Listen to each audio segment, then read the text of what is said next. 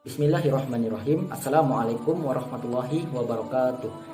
Perkenalkan, nama saya Rian Aryanda. Saya akan membahas mengenai perkembangan Islam di Indonesia, yang mana pembahasan ini terbagi menjadi 4, yaitu pertama, situasi dan kondisi sebelum kedatangan Islam; yang kedua, jalur masuknya Islam di Indonesia; yang ketiga, strategi dakwah Islam di Indonesia; dan yang terakhir, yang keempat, fase perkembangan Islam di Indonesia. Langsung saja kita memasuki pada pembahasan pertama, yaitu situasi dan kondisi sebelum kedatangan Islam. Sebelum kedatangan Islam pada abad ke-15 dan ke-16, di wilayah Nusantara terjadi perubahan sosial yang luar biasa. Perubahan sosial itu terjadi disebabkan oleh persebaran agama Islam beserta sistem politiknya yang ditandai dengan adanya perubahan keyakinan keagamaan dari masa kejayaan Hindu-Buddha ke masa perkembangan agama Islam.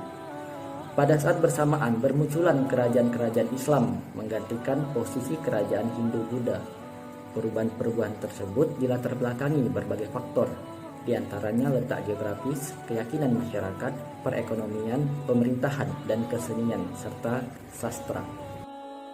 Kemudian kita memasuki pembahasan kedua, yaitu jalur masuknya Islam di Indonesia. Pembahasan mengenai jalur masuknya Islam di Indonesia setidaknya terdapat 5 teori, yaitu teori Mekah, teori Cina, teori Gujarat, teori Persia, dan teori Maritim. Teori Mekah menyebutkan bahwa Islam didatangkan dari Timur Tengah, yaitu Mekah, Arab Saudi, oleh pedagang Arab sekitar abad ke-7 Masehi. Kemudian teori Cina mengatakan bahwa Islam masuk bersama gelombang migrasi orang-orang Muslim Cina dari Katon ke Asia Tenggara pada abad ke-9 Masehi. Kemudian teori Gujarat meyakini bahwa Islam masuk melalui pedagang Muslim Gujarat, yaitu salah satu wilayah di India pada abad ke-13 Masehi. Kemudian teori Persia mempercayai bahwa Islam masuk lewat pedagang Persia, yaitu Iran sekitar abad ke-13 Masehi. Dan terakhir teori Maritim memaparkan bahwa Islam masuk pada abad ke-7 Masehi dari orang-orang lokal yang menjelajah ke berbagai negeri, kemudian pulang membawa ajaran Islam ke Nusantara. Kemudian kita memasuki pembahasan ketiga, yaitu strategi dakwah Islam di Indonesia. Ajaran Islam tersebar di seluruh wilayah Indonesia secara periodik, bertahap, dan dengan strategi dakwah yang damai, menyesuaikan diri terhadap adat istiadat dari penduduknya tanpa paksaan ataupun kekerasan. Strategi penyebaran agama Islam dilakukan dalam berbagai media atau jalan, baik melalui perdagangan, pernikahan, pendidikan, ajaran sufi, juga melalui kesenian.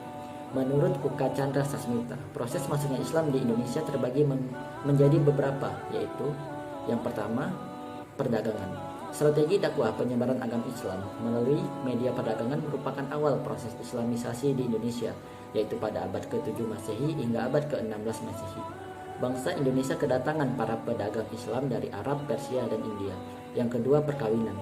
Pedagang Muslim yang masuk ke Indonesia dilihat dari segi ekonomi, mereka mempunyai status sosial yang lebih dibandingkan penduduk pribumi. Interaksi antara penduduk pribumi dan pedagang Muslim yang intens tidak jarang diteruskan dengan adanya perkawinan antara kaum pribumi dengan para pedagang Muslim. Selanjutnya, dalam proses perkawinan, pihak pribumi harus mengucapkan kalimat syahadat sehingga perkawinan ini menjadi media yang efektif dalam penyebaran agama Islam. Yang ketiga, politik.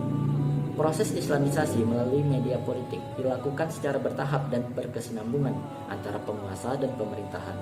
Setelah penguasa atau rajanya masuk Islam, hampir pasti rakyatnya juga masuk Islam. Contohnya di Maluku dan di Sulawesi. Yang keempat, pendidikan. Penyebaran agama Islam melalui pendidikan yang berupa pesantren. Pesantren menjadi media yang efektif dalam proses Islamisasi di Indonesia. Pesantren selain mengajarkan ilmu agama juga keterampilan hidup yang lain. Yang kelima, kesenian. Islamisasi melalui kesenian yang paling terkenal adalah dengan mengadakan pertunjukan seni gamelan dan wayang. Sebagaimana diketahui bahwa kesenian wayang dan gamelan digunakan Wali Songo dalam mengembangkan agama Islam. Dan yang terakhir, yang keenam, tasawuf. Para sufi mengajarkan tasawuf yang diramu dengan ajaran yang sudah dikenal oleh masyarakat Indonesia. Seorang sufi biasanya dikenal dengan hidup dalam kesederhanaan. Mereka selalu menghayati kehidupan masyarakatnya dan hidup bersama di tengah-tengah masyarakat.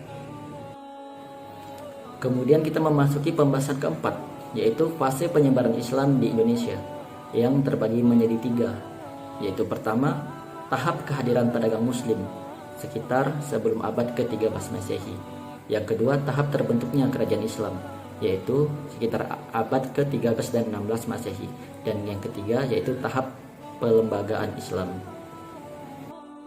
Mungkin hanya itu yang dapat saya sampaikan.